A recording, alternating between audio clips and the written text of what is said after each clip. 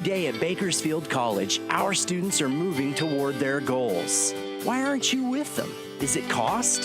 Family obligation? Maybe you don't feel prepared for college life. The good news is we're prepared to help you. You have yet to realize how much help and support is waiting for you at Bakersfield College. Learn more now on Equity TV. Here's your host, Christine Din.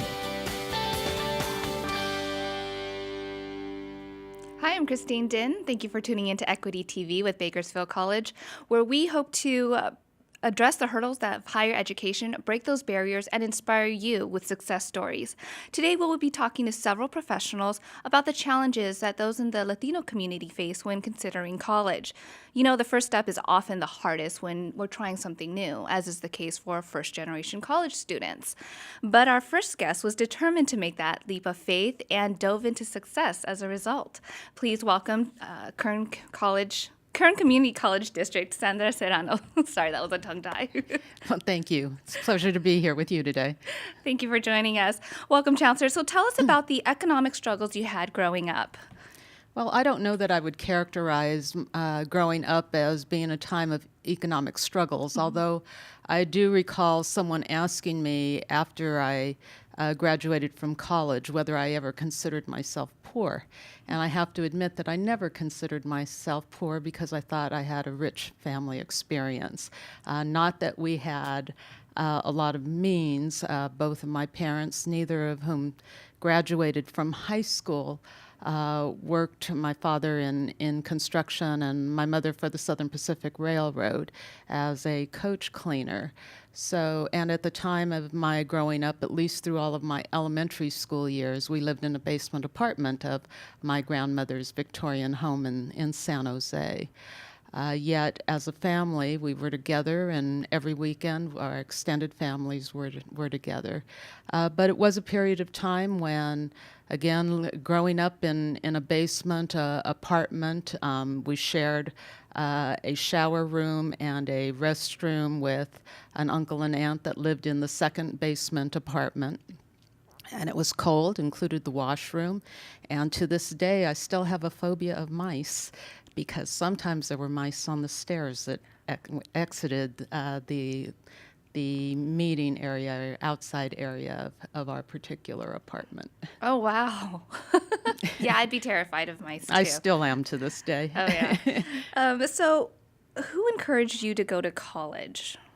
In terms of encouraging me to go to college, a story I have about my mother, I think, was great encouragement, although I have to say that my elementary school experiences, from my second grade teacher through my sixth grade teacher, they made school enjoyable, so I always enjoyed going to school. But I still recall a day in sixth grade where my best friend at the time asked if I wanted to join her family to go cut apricots in the field.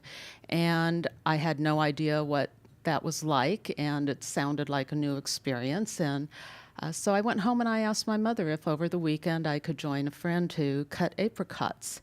And my mother looked at me and she said, "Absolutely not. My daughter will not work in the fields. Your job is to stay in school and get an education." And that stayed with me all my life. I still remember the people's names, the places, and I went on to pursue higher education. So when your mom told you that, did you understand the gravity of that statement? Or did you think, I was just going to go play in the fields? I had no idea what it meant to cut cots, and I do remember that I asked her, well, why? Why not? And part of it was because she had spent some years working in the fields with her own family when they lost a family business in the Los Angeles area and moved to the Santa Clara Valley. And that move from LA to Santa Clara Valley included picking fruits, for example. And so what she told me is that cutting cots was using a knife and putting an apricot in your hand, and that you oftentimes also cut yourself. So once she explained it to me, it didn't sound very exciting. And so the only thing I had to do was give my regrets to my best friend that I wasn't going to be able to do it. But the fact that she told me that my job was to get an education certainly lasted with me for a lifetime. Oh, that's wonderful. So, how did you end up beating, beating the odds against you? You know, I've always enjoyed learning, but I do know that through my elementary school years again, there were, I guess at that point it was called tracking, groups 1, 2, and 3. And I had two other students in group 1 that I was in. And I recall that I was very competitive with them. If they got 100%, I wanted 100%. If they got 98%, I wanted higher than they got. So I was very competitive with them. But at the same time, I do recall that the teachers were very good about working with each of us. When I was in 4th grade, my 4th grade teacher, Mrs. Cunningham, asked me to tutor a student in math. And there was this big closet where children would put their coats, but there were also office supplies. And she would have me go in with an easel and help one of the students learn his math. And I think that was the same thing in 5th grade and 6th grade, where the teachers took time with each of us, whether it was related to book reports and reading, and just encouraging us. And so at that point, I aspired to be a teacher. Hence your career in hence education. my career in education, even though I took a detour along the way. But again, I just enjoy learning. So was it that competitive nature that got you to earn your bachelor's degree in less than 4 years, or was it something else? You know, I think it was probably that competitive nature and the fact that my parents were paying for me to attend the University of California, Berkeley. Which also included housing. 1 year living in the residence hall, and the next 2 years living in an apartment. But as I was going through college, I went to orientation, and they talked about catalogs and courses of study. And I actually went to college thinking that I was going to become a pharmacist. And that's because I worked in a pharmacy my senior year of high school.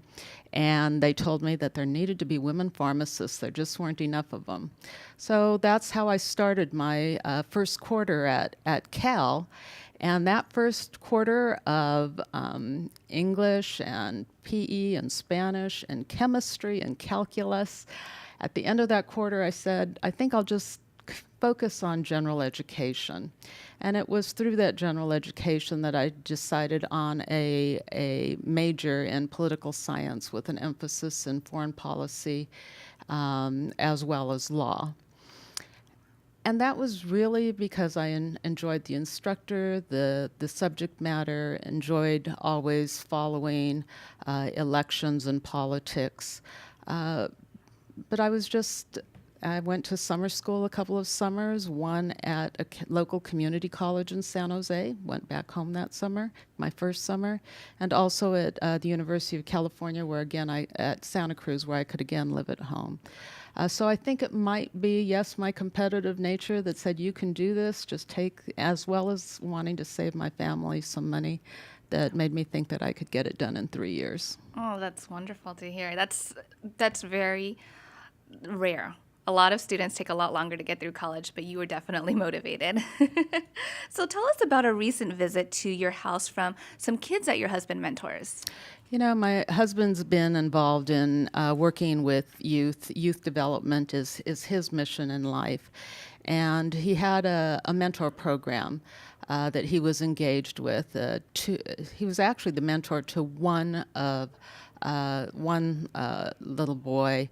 I believe he was in 5th grade, but that little boy had a brother, and so, you know, why not mentor two of them at the same time in terms of providing them with experiences? And so they took a couple of trips, and for example, these youth had never been outside of Bakersfield. And as they were traveling one day to the Los Angeles area, as they past Pyramid Lake, they asked if that was the Pacific Ocean. And so he took them to the Pacific Ocean so that they could see the difference between a lake and an ocean. But another day, he brought them to our home.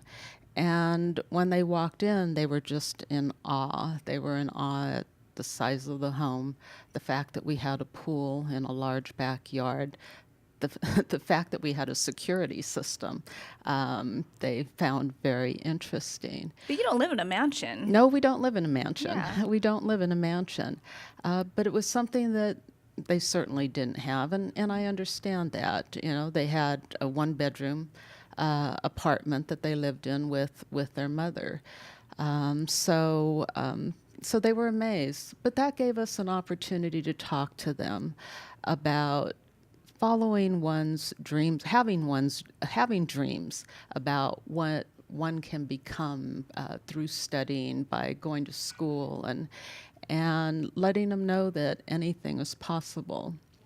Well, I'm happy to say that recently my husband told me that indeed one of the young boys has continued with his education. Oh, wonderful. And I think it's just by being introduced to the possibilities, and Yeah. certainly that was one of them. For them. kids, it has to be tangible. They have to see it and feel it and be it to realize that it's a reality that they can achieve. Absolutely. Yeah, well, thank you so much for sharing your story and your example of, putting your mind to something and being able to achieve it and make it happen. Thank you so much, Chancellor Serrano, for your time.